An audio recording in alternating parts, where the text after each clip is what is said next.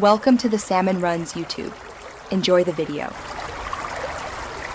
You begin by proving rightful ownership. Gather the receipt, original box, and the device IMEI. This matters. Once done, ask the prior owner to sign into Icloud. Go to Find My iPhone and remove the device from their account. This clears activation lock without hacks. Make sure you document that request with a timestamped message and verify the device shows no Apple ID at startup. You're doing this so Apple can validate you later, not to bypass security. Next, contact Apple support directly. You'll explain the situation and submit proof of purchase. Once done, Apple will ask for the device serial or IMEI and a government ID that matches the receipt. This is standard.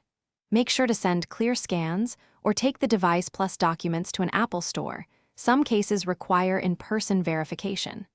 You're following their legal procedure so they can unlock the phone safely and preserve the original owner's security. Finally, once Apple confirms removal, restart the phone and sign in with your own Apple ID to complete setup.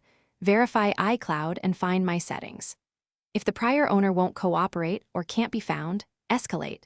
File a police report and contact your seller platform for a refund. This protects you and others. Make sure to save all correspondence and receipts because unresolved activation locks usually mean the device remains unusable. And that's important if you need to contest the. Thanks for watching. Consider subscribing if we helped you.